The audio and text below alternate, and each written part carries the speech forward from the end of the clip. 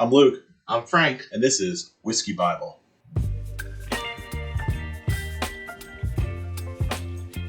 Tonight, we have a very interesting topic sitting in front of us, right here. I picked up a random bottle at a liquor store, and Frank does not know what it is.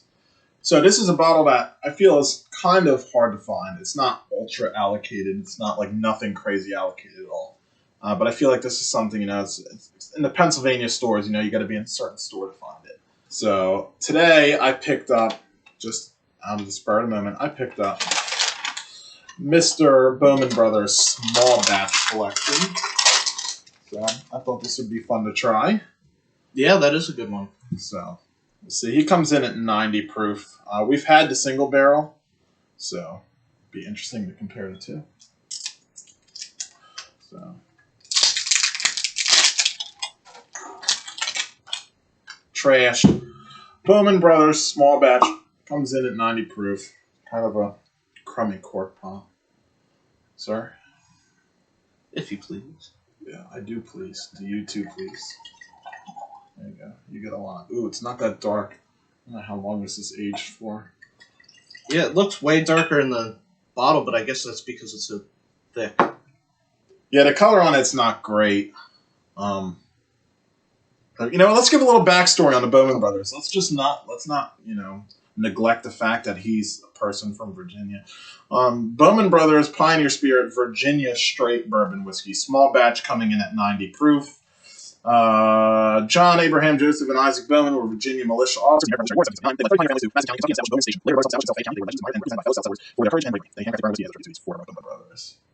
We gotta cut that out because I botched it at the end. Thank God for editing. Yeah, why don't you read the whole thing again? So, Bowman Brothers, out of Virginia. Single barrel's pretty decent. Some of you may know about the whole ongoing thing that this is Buffalo Trace mash. I'm not sure if the small batch is. I know the single barrel is definitely Buffalo Trace Mashbill No. 2 distillate that they just redistill and call their own. Sweet nose. Kind of has a Buffalo Tracy nose. But young. Caramel sweet. Maybe a little salt, which is interesting. Licorice? Licorice, I could see actually. It's like a little bit of oak, a little bit of caramel, and the color's disappointing. I don't know how long it's aged. It's a very mild nose. This is our first time trying this. If we didn't mention this, I feel like we did, but I don't know if they know. If this is both mine and Frank's first time trying the small batch. All right, enough of this nose in this. Let's go. Yeah, sure. Let's go for a taste. Cheers.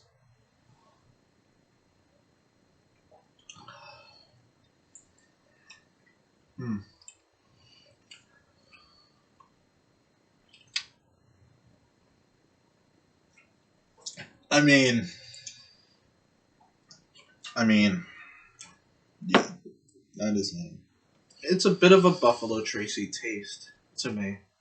It is, but it's just, it needs more. I don't know what it is. It just tastes off. It tastes young. It tastes like nothing but dry oak to me. Just like really dry wood. I mean, what do you think? Like, I don't have much to say. It's only the first sip, but it's pretty mild. Pretty underwhelming. Not a lot of great flavors. Kind of, like you said, dry oak. Yeah, it's nothing that's pizzazzing me at all. This was $34.99 for this bottle. Definitely not something... Well, I don't know. It was the first sip. Let's go in for a second sip.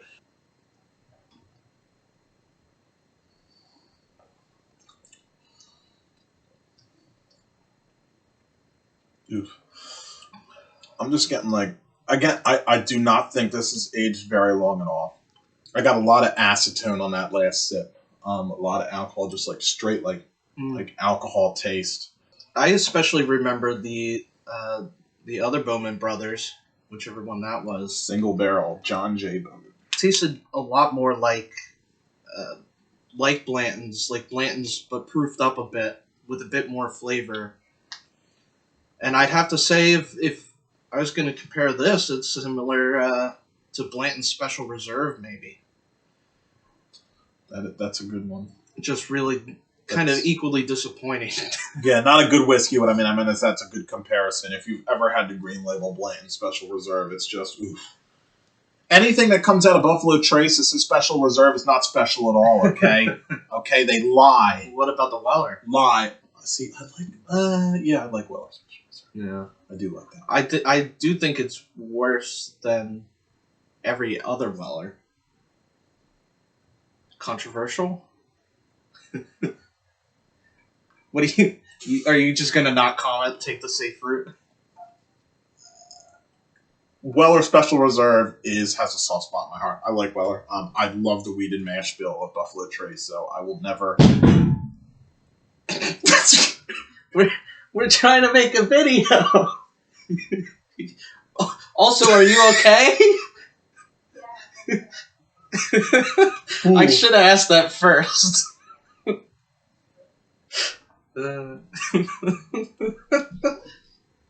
Yeah. There you go. That's the most exciting thing that happened in this video. So that happened. This I will never purchase again. Never. I mean, yeah, I would never purchase it again. Would you ever buy this? No. Yeah, it's a shame because it's a nice brand. This is a pretty nice bottle, all things considered. You know, it looks like a quality product, but then you take a sip and it's very underwhelming, very bland, almost vodka-like, and that is a sign of a very bad bourbon, in my opinion. For me, it's just like wet wood. Wood. Yeah, I could see like that. If it rains and you smell like wet, like firewood. Our second video has been very hard to film. I feel like this is very hard to film. I think we were presented with something that we thought was going to be a lot better than what it is. It's hard to talk about a whiskey that doesn't taste up to par. And at least to me, this is nowhere near par of what I enjoy. Every taste is different, so you might be sitting there saying, you guys are jerks, this is like the best thing on the planet, I buy multiples, I stock my bunker full of it, and God bless you, good for you, I'll make sure to leave some extra ones for you, okay? I would give him 3.5 out of 10. I'm going to be really mean to this guy. I was going to say 3, I'm even meaner. Okay. No mercy. No mercy. This, we do not like this. And I think instead, we're going to turn off the camera, and I'm going to pour us another glass of that Woodford Double Oaked. All right. Well, anyway, I'm Luke. I'm Frank. And this is Whiskey Bottle. Be sure to stay in school.